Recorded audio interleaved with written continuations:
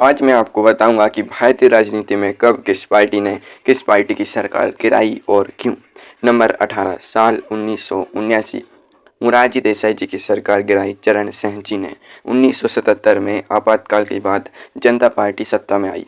मोरारजी देसाई जी प्रधानमंत्री बने, लेकिन उप प्रधानमंत्री चरण सिंह जी को चैन नहीं था। उन्होंने जगजीवन राम जी के साथ मिलकर अंदर खाते बगावत की। मोरारजी जी को बिना विश्वास मत के जुलाई 1979 में इस्तीफा देना पड़ा। घर का भेदी लंका ढाई, यही हुआ। नंबर 17 साल 1979 चरण सिंह जी की सरकार गिराई कांग्रेस ने। मोरारजी जी के जाने के बाद राष्ट्रपति ने चरण सिंह जी को मौका दिया। साथ थी इंदिरा जी की कांग्रेस का बाहरी समर्थन। 28 जुलाई 1979 को चरण सिंह जी प्रधानमंत्री बने। जब विश्वास मत का दिन आया, इंदिरा जी ने समर्थन वापस ले लिया। चरण सिंह जी ने संसद का मुंह तक नहीं देखा और इस्तीफा दे दिया। 1980 में इंदिरा जी शानदार वापसी के साथ सत्ता में आई। नंबर 16 साल 1990 बीपी सिंह जी की सरकार गिराई भाजपा ने। बीपी सिंह जी की राष्ट्रीय मोर्चा सरकार थी। भाजपा बाहर से समर्थन दे रही थी। एक साथ दो आग, राम मंदिर और मंडल आयोग। लाल कृष्ण आडवाणी जी की रथ यात्रा निकली। बीपी सिंह जी ने उन्हें गिरफ्तार करवाया। बस भाजपा ने समर्थन वापस लिया। 7 नवंबर 1990 को विश्वास मत 142 बनाम 346, सरकार धड़ाम से गिरी। नंबर 15 साल 1991 चंद्रशेखर जी की सरकार गिराई कांग्रेस ने। चंद्रशेखर जी मात्र 60 सांसदों के दम पर प्रधानमंत्री बने, कांग्रेस के बाहरी समर्थन पर। यह सरकार रेत की दीवार थी। राजीव गांधी जी ने बहाना ढूंढा, आरोप लगाया कि हरियाणा पुलिस उनके घर के बाहर जासूसी कर रही है। मार्च 1991 में समर्थन वापस लिया। चंद्रशेखर जी का इस्तीफा जिसने सहारा दिया, उसी ने पीठ में छुरा घोंपा। नंबर 14 साल 1997 HD देवेगौड़ा जी की सरकार गिराई कांग्रेस ने। संयुक्त मोर्चा की गठबंधन सरकार थी। देवेगौड़ा जी प्रधानमंत्री बने कांग्रेस के बाहरी समर्थन पर, लेकिन देवेगौड़ा जी कांग्रेस को रास नहीं आए। 11 अप्रैल 1997 को विश्वास मत 158 बनाम 292, सरकार गिरी। कांग्रेस ने जो सरकार बनवाई उसे ही गिरा दिया, जैसे बच्चा रेत का घर बनाए और खुद ही तोड़ दे। नंबर 13 साल 1999 अटल बिहारी वाजपेयी जी की सरकार सिर्फ एक वोट से गिरी। भाइयों, यह किस्सा सुनते ही रोंगटे खड़े हो जाते हैं। 17 अप्रैल 1999 को वाजपेयी जी का विश्वास मत जयललिता जी ने समर्थन वापस लिया। सोनिया गांधी जी के हाथ मिलाकर बसपा की मायावती जी को भी आखिरी पल में पाला बदलवाया। नतीजा 269 बनाम 270, सिर्फ एक वोट से इतिहास बदल गया। यह भारत की राजनीति का सबसे नाटकीय दिन था। नंबर 12 साल 2008 कर्नाटक भाजपा का पहला ऑपरेशन कमल। 2008 में कर्नाटक विधानसभा चुनाव भाजपा ने 110 सीटें जीती। बहुमत चाहिए था 113, सिर्फ 3 कम। लेकिन येदियुरप्पा जी हार मानने वाले नहीं थे। निर्दलीय और विपक्षी विधायकों को मनाया गया। दक्षिण भारत में भाजपा की पहली सरकार बनी।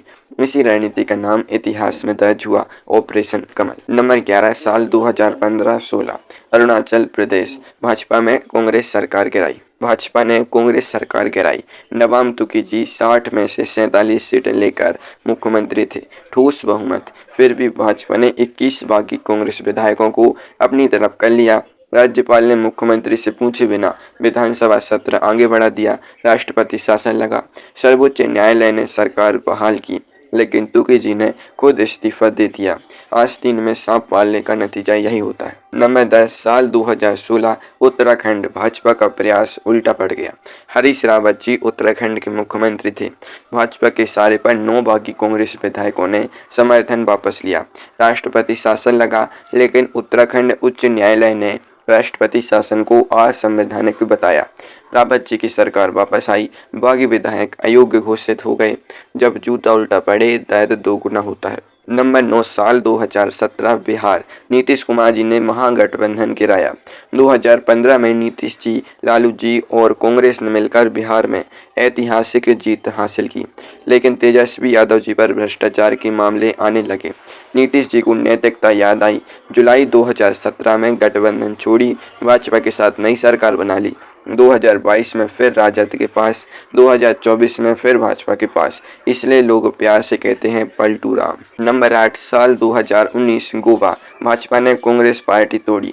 जुलाई 2019 में गोवा में भाजपा ने थोक खरीदारी की। कांग्रेस के 15 में से 10 विधायक सीधे भाजपा में। विपक्ष बचा ही नहीं, कांग्रेस 5 सीटों पर सिमट गई।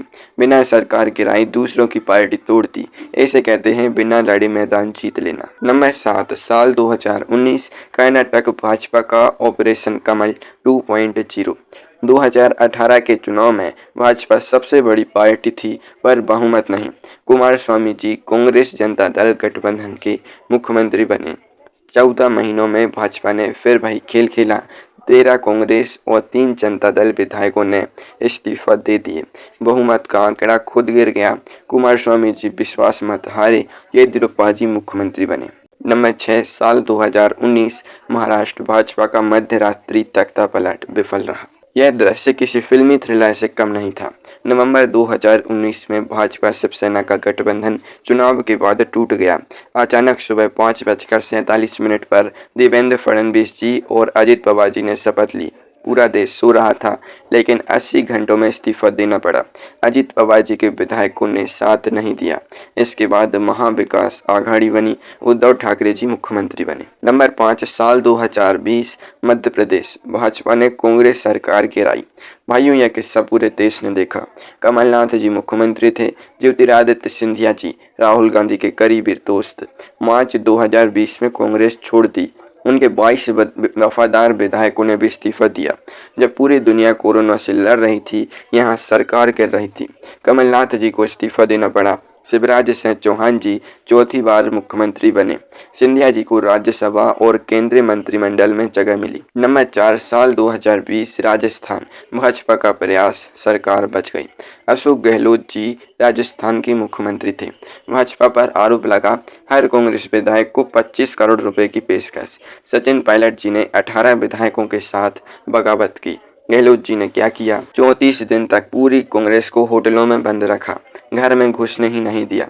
सरकार बच गई। पायलट जी बाद में वापस आए। नंबर 3, साल 2021 पांडुचेरी भाजपा ने कांग्रेस सरकार गिराई। बी नारायण सामी जी पुडुचेरी के मुख्यमंत्री थे। एक एक करके कांग्रेस विधायकों ने इस्तीफे दिए। सरकार अल्पमत में आ गई। नारायण सामी जी ने विश्वास मत से पहले ही इस्तीफा दे दिया।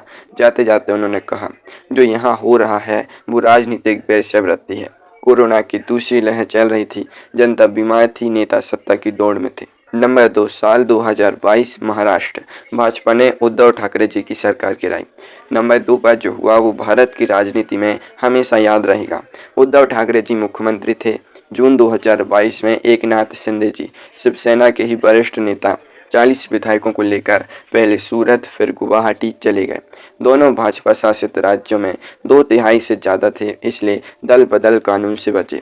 उद्धव जी को इस्तीफा देना पड़ा। निर्वाचन आयोग ने फरवरी 2023 में शिंदे गुट को असली शिवसेना मान लिया। नंबर 1, साल 2023 महाराष्ट्र अजित पवार जी ने चाचा शरद पवार जी को दिया धोखा। और आखिरकार नंबर 1, वो घटना जिसने पूरे देश को हिला दिया। 2 जुलाई 2023 को अजित पवार जी ने अपने चाचा शरद पवार जी की पार्टी राकांपा तोड़ दी। 53 में से 41 विधायक अजित जी के साथ चले गए। उन्होंने भाजपा शिंदे सरकार में उप मुख्यमंत्री की शपथ ली।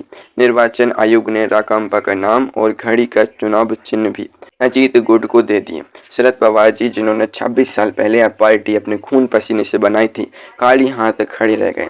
घर का भेदी लंका ढाई। इससे बड़ा उदाहरण क्या होगा?